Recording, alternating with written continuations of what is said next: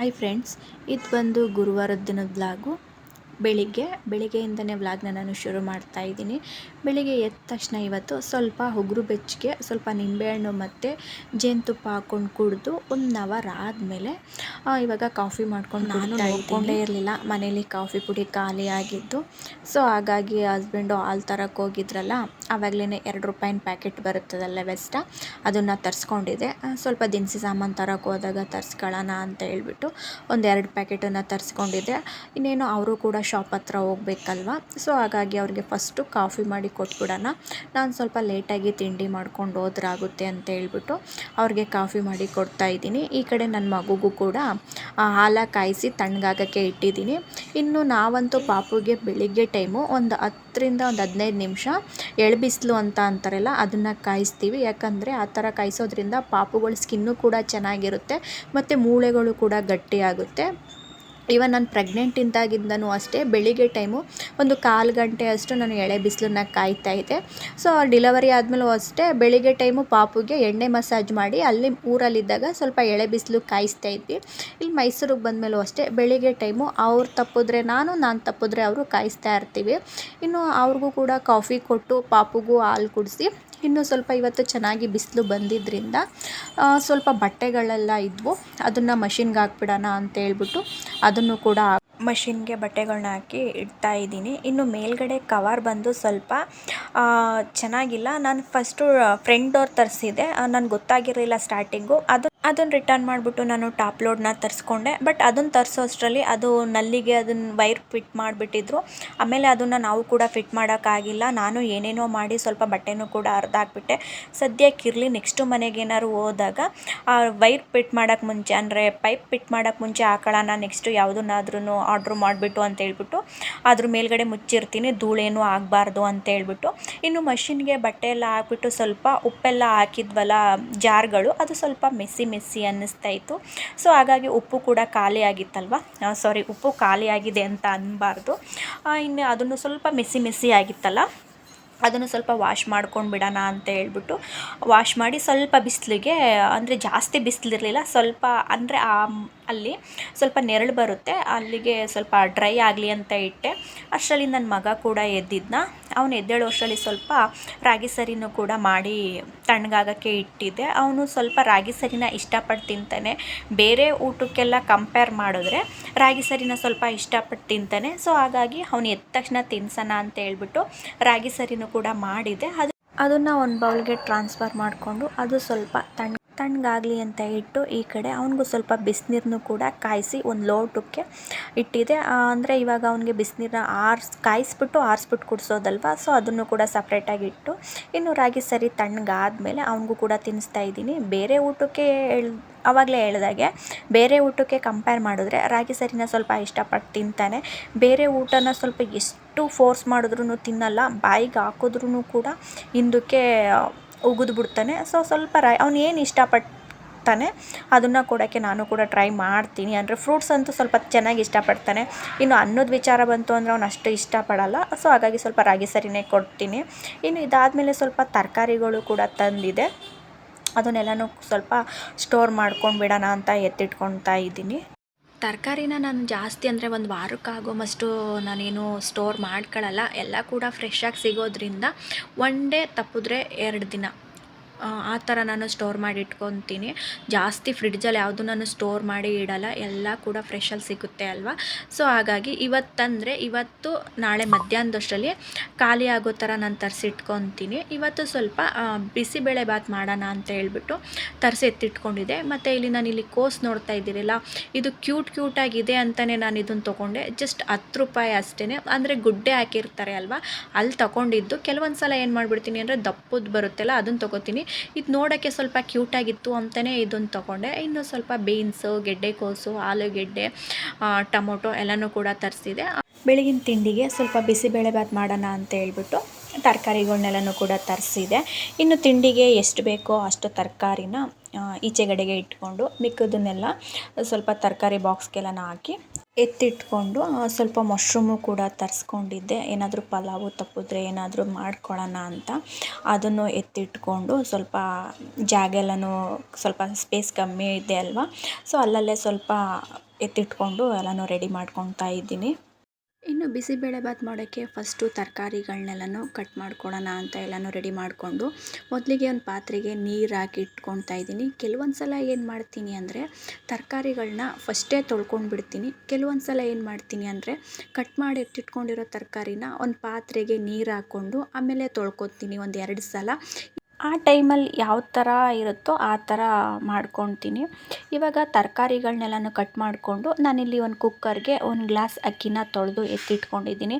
ನಂತರ ಇಲ್ಲಿ ಒಂದು ಅರ್ಧ ಕಪ್ ಆಗುವಷ್ಟು ಬೇಳೆನ ತೊಳೆದು ಅದನ್ನು ಕೂಡ ಹಾಕ್ಕೊಂಡು ಈಗ ಕಟ್ ಮಾಡಿ ಎತ್ತಿಟ್ಕೊಂಡಿದ್ನಲ್ಲ ತರಕಾರಿ ಅದನ್ನು ಒಂದು 2 ಸಲ ವಾಶ್ ಮಾಡಿ ಹಾಕ್ಕೊತಾ ಇದ್ದೀನಿ. ಇದಕ್ಕೆ ಕ್ಯಾಪ್ಸಿಕಮ್ನು ಕೂಡ ಕಟ್ ಮಾಡಿದ್ದೆ ಅದನ್ನು ಹಾಕ್ಕೊಂಡು ಇದಕ್ಕೆ ಸ್ವಲ್ಪ ನೀರನ್ನು ಆ್ಯಡ್ ಮಾಡ್ಕೊತಾ ಇದ್ದೀನಿ. ಸ್ವಲ್ಪ ನೀರನ್ನು ಜಾಸ್ತಿನೇ ಹಾಕ್ಕೊಂಡು ಸ್ವಲ್ಪ ಉಪ್ಪು ಅಂದರೆ ಅಕ್ಕಿ ಎಲ್ಲ ಹಾಕಿರ್ತೀವಿ ಅಲ್ವಾ, ಅಕ್ಕಿ ಬೇಳೆ ತರಕಾರಿ ಎಲ್ಲನೂ ಕೂಡ ಬೇಯೋ ಥರ ಉಪ್ಪಿಡಿಯೋ ಥರ ಸ್ವಲ್ಪ ಉಪ್ಪನ್ನ ಹಾಕ್ಕೊಂಡು ಲಿಡ್ನ ಕ್ಲೋಸ್ ಮಾಡಿ ಒಂದು 3 ವಿಷಲ್ ಕೂಗಿಸ್ಕೊತೀನಿ. ಅದು ವಿಷಲ್ ಕೂಗುವಷ್ಟರಲ್ಲಿ ಇಲ್ಲಿ ಟೊಮೊಟೊ ಹಣ್ಣು, ಈರುಳ್ಳಿ ಎಲ್ಲನೂ ಕಟ್ ಮಾಡಿ ಎತ್ತಿಟ್ಕೊಂಡು ಒಗ್ಗರಣೆಗೆ ಏನೇನು ಬೇಕೋ ಅದನ್ನೆಲ್ಲನೂ ಕೂಡ ಒಂದು ಸೈಡ್ ಇಟ್ಕೊಂಡು ಬಿಡ್ತೀನಿ. ಕೆಲವೊಂದು ಸಲ ಏನಾಗ್ಬಿಡುತ್ತೆ ಅಂತ ಅಂದರೆ ಪಾಪು ಏನಾದ್ರು ಮಲಗಿದಾಗ ಏನೂ ಈ ಥರ ಆಗಲ್ಲ. ಅವನೇನಾದ್ರು ಎಚ್ಚರವಾಗಿದ್ದಾಗ ಒಗ್ಗರಣೆಗೆ ಹಾಕ್ಬೇಕಾಗಿರೋ ಐಟಮ್ಗಳನ್ನೇ ಕೆಲವೊಂದು ಸಲ ಮರ್ತ್ಕೊಂಡು ಬಿಡ್ತೀನಿ. ನಾನು ಒಗ್ಗರಣೆ ಹಾಕ್ತಾ ಇರ್ತೀನಿ, ಅವನೇನಾದರೂ ಬರ್ತಾನೆ ಅದು ಇದು ಎಳಿತಾ ಇರ್ತಾನೆ ಅಲ್ವಾ, ಸೊ ಆವಾಗ ಮರ್ತ್ಕೊಂಡು ಬಿಡ್ತೀನಿ. ಅದಕ್ಕೋಸ್ಕರ ಏನು ಮಾಡ್ತೀನಿ ಅಂದರೆ ಅಲ್ಲಿಗೆ ಏನೇನು ಬೇಕೋ ಆ ಐಟಮ್ ಅಡುಗೆ ಮಾಡೋಕ್ಕೆ ಏನೇನು ಐಟಮ್ಗಳು ಬೇಕೋ ಅದನ್ನೆಲ್ಲನೂ ಕೂಡ ಒಂದು ಕಡೆಗೆ ಎತ್ತಿಟ್ಕೊಂಡು ಬಿಡ್ತೀನಿ. ಆವಾಗ ಮರೆಯಲ್ಲ. ಸೊ ಹಾಗಾಗಿ ಅವತ್ತು ಏನು ತಿಂಡಿ ಮಾಡ್ತೀನೋ ಅದ್ರ ರಿಲೇಟೆಡ್ ಆಗಿರೋ ಐಟಮ್ಗಳನ್ನೆಲ್ಲನೂ ಒಂದು ಕಡೆಗೆ ಎತ್ತಿಟ್ಕೊಂಡು ಬಿಡ್ತೀನಿ. ಇನ್ನು ಈ ಕಡೆ 3 ವಿಷಲ್ ಕೂಡ ಕೂಗಿತ್ತು. ಅದು ಕುಕ್ಕರ್ ತಣ್ಣಗಾದ್ಮೇಲೆ ಸ್ವಲ್ಪ ಒಗ್ಗರಣೆ ಕೊಟ್ಕೊಂಡು ಬಿಡೋಣ ಅಂತ ಹೇಳ್ಬಿಟ್ಟು ಸಪ್ರೇಟಾಗಿ ಒಂದು ಪಾತ್ರೆ ಇಟ್ಕೊಂಡು ಅದಕ್ಕೆ ಪಾತ್ರೆ ಕಾದಾದ್ಮೇಲೆ ಒಂದು 2 ಟೇಬಲ್ ಸ್ಪೂನಷ್ಟು ಎಣ್ಣೆನ ಹಾಕ್ಕೊಂಡು ಅದಕ್ಕೆ ಸಾಸಿವೆ, ಜೀರಿಗೆ ಎಲ್ಲನೂ ಹಾಕ್ಕೊಂಡು ಮೆಣಸಿನ್ಕಾಯಿ, ಗೋಡಂಬಿ ಮತ್ತು ಈರುಳ್ಳಿ ಹಾಕ್ಕೊಂಡು ಇದು ಈರುಳ್ಳಿ ಹಸಿ ವಾಸನೆ ಹೋಗಿ ಸ್ವಲ್ಪ ಬ್ರೌನ್ ಕಲರ್ ಬರೋವರೆಗೂ ಫ್ರೈ ಮಾಡಿಕೊಂಡು ನಂತರ ಇವಾಗ ಕಟ್ ಮಾಡಿ ಎತ್ತಿಟ್ಕೊಂಡಿರೋ ಟೊಮೊಟೊ ಹಣ್ಣನ್ನ ಹಾಕ್ಕೊಂಡು ಅದು ಸ್ವಲ್ಪ ಎಣ್ಣೆಲಿ ಸಾಫ್ಟ್ ಆಗೋವರೆಗೂ ಫ್ರೈ ಮಾಡಿಕೊಂಡು ಇದಕ್ಕೆ ಸ್ವಲ್ಪ ಚಿಟಿಕೆಯಷ್ಟು ಹಿಂಗನ್ನ ನಾನು ಸೇರಿಸ್ಕೊತಾ ಇದ್ದೀನಿ. ನಂತರ ಇವಾಗ ಇದಕ್ಕೆ ಕರಿಬೇವಿನ ಸೊಪ್ಪನ್ನ ಹಾಕ್ಬಿಟ್ಟು ಎಲ್ಲನೂ ಕೂಡ ಮಿಕ್ಸ್ ಮಾಡಿಕೊಂಡು ಇವಾಗ ನೆನೆಸಿರೋ ಹುಣಸೆಹಣ್ಣು ರಸನ ನಾನು ಹಾಕ್ಕೊತಾ ಇದ್ದೀನಿ. ಇದನ್ನು ಹಾಕ್ಕೊಂಡು ಚೆನ್ನಾಗಿ ಒಂದು ಸಲ ಮಿಕ್ಸ್ ಮಾಡ್ಕೊಳ್ಬೇಕು. ಅದು ಹುಣಸೆಹಣ್ಣು ರಸ ಇರುತ್ತಲ್ಲ ಅದು ಸ್ವಲ್ಪ ಒಂದು 2-3 ನಿಮಿಷ ಮಿಕ್ಸ್ ಮಾಡಿಕೊಂಡು ಇದಕ್ಕೆ ಸ್ವಲ್ಪ ಕಟ್ ಮಾಡಿರೋ ಕೊತ್ತಂಬರಿ ಸೊಪ್ಪನ್ನು ಹಾಕ್ಕೊಂಡು ಇದನ್ನು ಒಂದು 2 ಸೆಕೆಂಡ್ ಮಿಕ್ಸ್ ಮಾಡಿಕೊಂಡು ಒಂದೆರಡು ಕುದಿ ಬಂದಮೇಲೆ ಇದಕ್ಕೆ ಉಪ್ಪು ಹಾಕ್ಕೋಬೇಕು. ಫಸ್ಟೇ ಅಕ್ಕಿ ಬೇಳೆ ಎಲ್ಲ ಬೇಯೋಕ್ಕೆ ತರಕಾರಿ ಎಲ್ಲ ಬೇಯೋಕ್ಕೆ ಉಪ್ಪು ಹಾಕಿರ್ತೀವಿ ಅಲ್ವಾ, ಇವಾಗ ಈ ಮಸಾಲೆ ಬೇಯೋಕ್ಕೆ ಉಪ್ಪನ್ನ ಹಾಕ್ಕೊಂಡು ಆಮೇಲೆ ಬಿಸಿಬೇಳೆಬಾತ್ ಪೌಡ್ರನ್ನ ಹಾಕ್ಕೊಂಡು ಚೆನ್ನಾಗಿ ಒಂದು ಸಲ ಮಿಕ್ಸ್ ಮಾಡಿ ಒಂದು 2 ನಿಮಿಷ ಕುದ್ದಾದ್ಮೇಲೆ ನಾವಿವಾಗ ಬೇಯಿಸಿ ಎತ್ತಿಟ್ಕೊಂಡಿರೋ ಅಕ್ಕಿ ಮತ್ತು ಬೇಳೆ ತರಕಾರಿನ ಹಾಕ್ಕೊಂಡು ಚೆನ್ನಾಗಿ ಒಂದು ಸಲ ಮಿಕ್ಸ್ ಮಾಡ್ಕೊಂಡ್ಬಿಟ್ರೆ ಬಿಸಿಬೇಳೆಬಾತ್ ರೆಡಿಯಾಗಿಬಿಡುತ್ತೆ. ನಾನು ಕೂಡ ಶಾಪ್ ಹತ್ರ ಹೋಗ್ಬೇಕಲ್ವ, ಸೊ ನಾನು ರೆಡಿಯಾಗಿ ನಾನು ತಿಂಡಿ ಮಾಡಿಕೊಂಡು ಇನ್ನು ನನ್ನ ಮಗನಿಗೂ ಕೂಡ ರೆಡಿ ಮಾಡಿ ಕರ್ಕೊಂಡು ಹೋಗಬೇಕು. ಅವನಿಗೂ ಸ್ವಲ್ಪ ಬಿಸಿನೀರು ಎಲ್ಲನೂ ಕಾಯಿಸ್ಕೊಂಡು ಹೋಗಬೇಕು. ನಾವೇನು ಜಾಸ್ತಿ ಪಾಪು ಇಟ್ಕೊಂಡು ಶಾಪ್ ಹತ್ರ ಇರಲ್ಲ, ಕೆಲವೊಂದು ಸಲ ಇರ್ತೀನಿ. ಇನ್ನು ನನಗೇನಾದ್ರು ಸ್ವಲ್ಪ ಮನೆ ಹತ್ರ ಬೇಜಾರಾಯಿತು ಅಂತ ಹೇಳಿದ್ರೆ ಮಾತ್ರ ಶಾಪ್ ಹತ್ರ ಇರ್ತೀನಿ. ಇಲ್ಲ ಅಂತ ಹೇಳಿದ್ರೆ ತಿಂಡಿ ಕೊಟ್ಬಿಟ್ಟು ನಾನು ಮನೆ ಹತ್ರ ವಾಪಸ್ ರಿಟರ್ನ್ ಬಂದುಬಿಡ್ತೀನಿ. ಇನ್ನು ಬಿಸಿಬೇಳೆಬಾತ್ ವಿಚಾರಕ್ಕೆ ಬಂತು ಅಂತ ಅಂದರೆ ಬಿಸಿಬೇಳೆಬಾತ್ ಅಂತೂ ತುಂಬಾ ಟೇಸ್ಟಿಯಾಗಿತ್ತು. ಫಸ್ಟ್ ಟೈಮ್ ಮಾಡ್ತಿರೋರು ಕೂಡ ಈ ಥರ ಮಾಡ್ಕೋಬೋದು. ಬೆಳಿಗ್ಗೆ ತಿಂಡಿ ತಿಂದ್ಕೊಂಡು ನಾನು ವಿಡಿಯೋನ ಕಂಟಿನ್ಯೂ ಮಾಡೋಕ್ಕಾಗಿಲ್ಲ, ಶಾಪ್ ಹತ್ರ ಹೊರಟೋದೆ. ಶಾಪ್ ಹತ್ರ ಹೋದರೆ ನಮಗೆ ವಿಡಿಯೋ ವ್ಲಾಗ್ ಮಾಡ್ಕೊಳ್ಳೋಕ್ಕಾಗಲ್ಲ. ಯಾಕಂತಂದರೆ ಕಸ್ಟಮರ್ಸ್ ಹೋಗ್ತಾ ಇರ್ತಾರೆ, ಬರ್ತಾ ಇರ್ತಾರೆ, ಜೆರಾಕ್ಸಿಗೆ ಬರ್ತಾ ಇರ್ತಾರೆ, ಪ್ರಿಂಟಿಗೆ ಬರ್ತಾ ಇರ್ತಾರೆ ಅಥವಾ ಸ್ಟೇಷನರಿಗೆ ಬರ್ತಾ ಇರ್ತಾರೆ. ಸೊ ಆವಾಗ ನಾವು ವಿಡಿಯೋ ಮಾಡ್ಕೊಳ್ಳೋಕ್ಕಾಗಲ್ಲ. ಸೊ ಹಾಗಾಗಿ ನಾನು ಬೆಳಿಗ್ಗೆ ವಿಡಿಯೋನ ಕಂಟಿನ್ಯೂ ಮಾಡೋಕ್ಕಾಗಿಲ್ಲ. ಇನ್ನು ಶಾಪ್ ಹತ್ರ ಒಂದು 5 ಗಂಟೆ ತನಕ ಇದ್ದು ಆಮೇಲೆ ನಾನು ಮತ್ತು ಪಾಪು ಸ್ವಲ್ಪ ಪಾರ್ಕ್ ಹತ್ರ ಹೋಗಿ ಅವನನ್ನು ಆಟ ಆಡಿಸ್ತಾ ಇದ್ದೆ. ಯಾವಾಗಲೂ ಸ್ವಲ್ಪ ಮನೇಲೇ ಕೂಡಾಕ್ದಂಗೆ ಆಗಿರುತ್ತೆ ಅವನಿಗೆ. ಸೊ ಹಾಗಾಗಿ ಸ್ವಲ್ಪ ಪಾರ್ಕ್ ಹತ್ರ ಹೋದರೆ ಅವನಿಗೂ ಸ್ವಲ್ಪ ಮೈಂಡ್ ಫ್ರೀ ಇರುತ್ತೆ ಅಂತ ಹೇಳ್ಬಿಟ್ಟು ಸ್ವಲ್ಪ ಪಾರ್ಕ್ ಹತ್ರ ಹೋಗಿ ಆಟ ಆಡಿಸ್ಕೊಂಡು ಬಂದೆ ಮನೆಗೆ ಬಂದು ಸ್ವಲ್ಪ ಫ್ರೆಶ್ ಅಪ್ ಆಗಿಬಿಟ್ಟು ಸ್ವಲ್ಪ ಕಾಫಿ ಮಾಡ್ಕೊಂಡು ಕುಡಿಬೇಕು, ಇನ್ನೂ ಕುಡ್ದಿಲ್ಲ. ಸ್ವಲ್ಪ ವೀಡಿಯೋನ ಎಡ್ ಮಾಡೋಣ ಅಂತ ಮಾಡ್ತಾಯಿದ್ದೀನಿ. ಮತ್ತು ಮೀಶೋಯಿಂದ ಒಂದೆರಡು ಪ್ರಾಡಕ್ಟ್ ತರಿಸಿದೆ.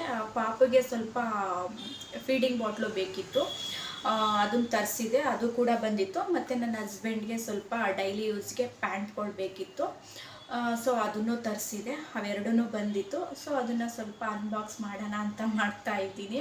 ಫೀಡಿಂಗ್ ಬಾಟ್ಲು ಇದು 4ನೇದು 5ನೇದು ಅಷ್ಟು ತರಿಸಿದೆ. 4ರಿಂದ ಒಂದು 5 ಫೀಡಿಂಗ್ ಬಾಟ್ಲು ತರಿಸಿದೆ. ಬಟ್ ಯಾವುದೂ ಕೂಡ ಇಲ್ಲಿವರೆಗೂ ಉಳ್ಕೊಂಡಿಲ್ಲ. ಮೊದಲು ಫಸ್ಟು ಡಿಲಿವರಿ ಆದಮೇಲೆ ಒಂದಷ್ಟು ದಿನ ನಮಗೆ ಪಾಪಗೆ ಹಾಲು ಸಾಕಾಗ್ತಿರ್ಲಿಲ್ಲ. ಆವಾಗ ಪೌಡ್ರಾಲು ಹೇಳಿದ್ರು, ಅವರು ಪೌಡ್ರಾಲ್ ಸಜೆಸ್ಟ್ ಮಾಡಿದರು ಡಾಕ್ಟ್ರು. ಅದನ್ನು ಹಾಕಿ ಕುಡಿಸ್ತಾ ಇದ್ವಿ. ಆಗ ಸ್ವಲ್ಪ ಒಂದು ಲೋಟಕ್ಕೆ ಮಿಕ್ಸ್ ಮಾಡಿಕೊಂಡು ಸ್ಪೂನಲ್ಲಿ ಕುಡಿಸ್ತಾ ಇದ್ವಿ. ಬಟ್ ಅವನಿಗೆ ಅದು ಅಷ್ಟು ಕಂಫರ್ಟಬಲ್ ಅನ್ನಿಸ್ತಿರ್ಲಿಲ್ಲ. ಸೊ ಆವಾಗ ಅಲ್ಲಿ KM ದೊಡ್ಡಿಲೇ ಒಂದು ತರಿಸ್ಕೊಂಡಿದ್ದೆ. ಅದು ಒಂದು 200 ಸಮಥಿಂಗ್ ಅನಿಸುತ್ತೆ. ಅದನ್ನು ತರಿಸ್ಕೊಂಡಿದ್ವಿ, ಅದು ಹಾಳಾಗೋಯ್ತು. ಅದು ಸ್ಟಾರ್ಟಿಂಗು ಏನೋ ಪಾಪಗೆ ಹಾಲು ಕುಡಿಸಿ ಇಟ್ಟಿದ್ದೆ. ಅಪ್ಪ ಏನು ಮಾಡಿಬಿಟ್ರು, ಅರ್ಜೆಂಟ್ಗೆ ಆಡ್ಮರಿಗೆ ಹಾಲು ಕುಡ್ಸೋಕ್ಕೆ ಅಂತ ಅಂದ್ಬಿಟ್ಟು ತಗೊಬಿಟ್ರು.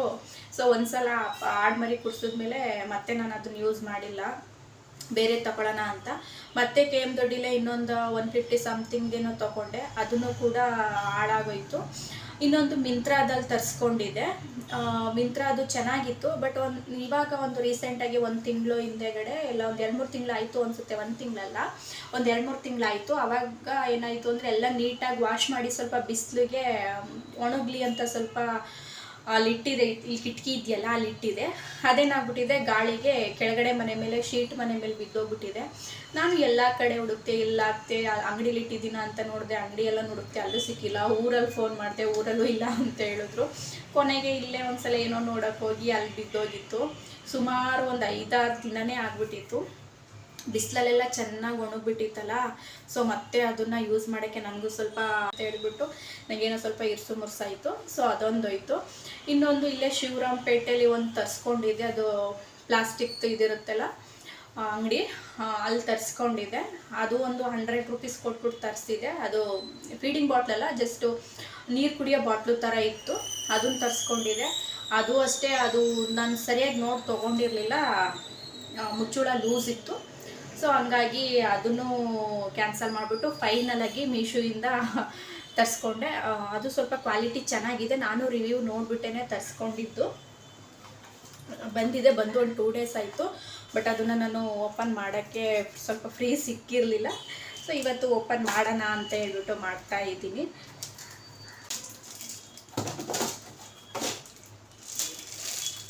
ನೋಡ್ತಿರ್ಬೋದು, ಸ್ವಲ್ಪ ಸ್ಟೀಲ್ದೇ ಇದು ಕೋಟಿಂಗ್ ಬಂದು ಮೇಲ್ಗಡೆ ಬಾಡಿ ಬಂದು ಸ್ಟೀಲ್ದು. ಇದು ಪ್ಲಾಸ್ಟಿಕ್ದು ನಾನು ಇನ್ನು ಬೇಡ ಅಂತ ಹೇಳ್ಬಿಟ್ಟು ತರಿಸ್ಕೊಂಡಿಲ್ಲ. ಸ್ಟೀಲ್ದೇನೆ, ಸ್ವಲ್ಪ ಬಿಸಿ ನೀರೆಲ್ಲ ಹಾಕಿದ್ರೆ ಚೆನ್ನಾಗಿರುತ್ತೆ ಅಂತ ಹೇಳ್ಬಿಟ್ಟು ಸ್ಟೀಲ್ದೇ ತರಿಸ್ಕೊಂಡಿದ್ದೀನಿ. ಈ ಥರ ಲೋಟು ಥರ ಕೊಟ್ಟಿದ್ದಾರೆ, ತುಂಬ ಕ್ಯೂಟಾಗಿದೆ, ಚೆನ್ನಾಗಿದೆ. ಒಂದು 1/4 ಲೀಟ್ರ್ ಹಿಡಿಯೋಷ್ಟು ಇದೆ. ಬಿಸಿನೀರನ್ನು ಕುಡಿಸ್ಬೋದು. ಮತ್ತು ಎಲ್ಲಾದರೂ ನಾನು ಹೊರಗಡೆ ಊರಿಗೇನಾದರೂ ಹೋದಾಗ ಸ್ವಲ್ಪ ಹಾಲು ಕಾಯಿಸ್ಕೊಂಡು ಹಾಕೊಳ್ಳೋಬೇಕಾಗುತ್ತೆ ಅಂತ ಹೇಳ್ಬಿಟ್ಟು ತರಿಸ್ಕೊಂಡಿದ್ದೀನಿ. ಕ್ವಾಲಿಟಿ ಅಂತೂ ತುಂಬಾ ಚೆನ್ನಾಗಿದೆ, 2 ಮಾತೇ ಇಲ್ಲ. ನೋಡ್ತಿರ್ಬೋದು ನೀವಿಲ್ಲಿ, ಕ್ವಾಲಿಟಿ ಅಂತೂ ಸಖತ್ತಾಗಿದೆ. ಸೊ ಒಂದು ನಿಪ್ಪಲ್ ಕೊಟ್ಟಿದ್ದಾರೆ, ಇನ್ನೊಂದಿತ್ತು ಈ ಥರದ್ದು 2 ನಿಪ್ಪಲ್ಲು, ಮತ್ತು ಇದನ್ನು ವಾಶ್ ಮಾಡೋಕ್ಕೆ ಅಂತ ಹೇಳ್ಬಿಟ್ಟು ಒಂದು ಬ್ರಷು, ಅದೆರಡೂ ಇತ್ತು. ಅದು ಬಂದು 200 ಸಮಥಿಂಗ್ ಇತ್ತು.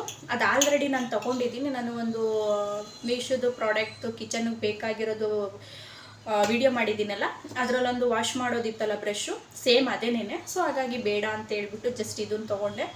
190 ರೂಪಾಯಿ ಸಮಥಿಂಗ್ ಏನೋ ಅನಿಸುತ್ತೆ, 190 ರೂಪೀಸ್ ಸಮಥಿಂಗ್ ಏನೋ ಅನಿಸುತ್ತೆ. ಇದ್ರದ್ದು ಲಿಂಕು ಬಂದು ನಾನು ಕೆಳಗಡೆ ಟ್ಯಾಗ್ ಮಾಡಿರ್ತೀನಿ. ಯಾರಿಗಾದರೂ ಇಂಟ್ರೆಸ್ಟ್ ಇತ್ತು ಅಂತ ಹೇಳಿದ್ರೆ ಹೋಗಿ ನೀವು ಬೈ ಮಾಡ್ಬೋದು. ಕ್ವಾಲಿಟಿ ಅಂತೂ 2 ಮಾತೇ ಇಲ್ಲ, ಸಖತ್ತಾಗಿದೆ ಇದು. ಸೊ ಎಲ್ಲೂ ಕೂಡ ಡ್ಯಾಮೇಜ್ ಆಗಿರ್ಬೋದು, ತಗ್ಗೋದಂಗೆ ಆಗಿರ್ಬೋದು ಏನೂ ಇಲ್ಲ. ನನಗಂತೂ ಪರ್ಸ್ನಲಿ ತುಂಬ ಇಷ್ಟ ಆಯಿತು. ಬಡ್ಜೆಟ್ ಫ್ರೆಂಡ್ಲಿ ಅಂತಲೇ ಹೇಳ್ಬೋದು, ಮತ್ತು ಟ್ರಾವೆಲ್ ಫ್ರೆಂಡ್ಲಿ ಅಂತಲೇ ಹೇಳ್ಬೋದು. ಸಖತ್ತಾಗಿದೆ, ನನಗಂತೂ ತುಂಬಾ ಇಷ್ಟ ಆಯಿತು. ಸೊ ಯಾರಿಗಾದರೂ ಇಂಟ್ರೆಸ್ಟ್ ಇದ್ದರೆ ನೀವು ಹೋಗಿ ಬೈ ಮಾಡ್ಬೋದು. ಇದ್ರದ್ದು ನಾನು ಕೆಳಗಡೆ ಲಿಂಕ್ ಹಾಕಿರ್ತೀನಿ, ಇದ್ರದ್ದು ಕೋಡ್ ಲಿಂಕು. ಮತ್ತು ಸ್ವಲ್ಪ ಹಸ್ಬೆಂಡ್ಗೂ ನೈಟ್ ಪ್ಯಾಂಟ್ಗಳು ಬೇಕಿತ್ತು, ಅದು ಕೂಡ ಬಂದಿದೆ. ನಾನು ಲಾಸ್ಟ್ ಟೈಮು ಒಂದು 2-3 ಸಲ ತರಿಸಿದ್ದೀನಿ. ಕ್ವಾಲಿಟಿ ಅಂತೂ ಸಖತ್ತಾಗಿದೆ, ಸ್ವಲ್ಪ ಕಂಫರ್ಟಬಲ್ ಆಗೋದು ಇದೆ. ಸೊ ಹಂಗಾಗಿ ತರಿಸ್ಕೊಂಡೆ ಈ ಸಲ. ಪ್ಯಾಂಟ್ ತರಿಸಿದ್ದೀನಿ. ಒಂದು ಬ್ಲ್ಯಾಕು ಮತ್ತು ಇನ್ನೊಂದು ಬ್ಲೂ. ನೀವು ಇಲ್ಲಿ ನೋಡ್ತಿರ್ಬೋದು ಎಷ್ಟು ಚೆನ್ನಾಗಿದೆ ಅಂತ.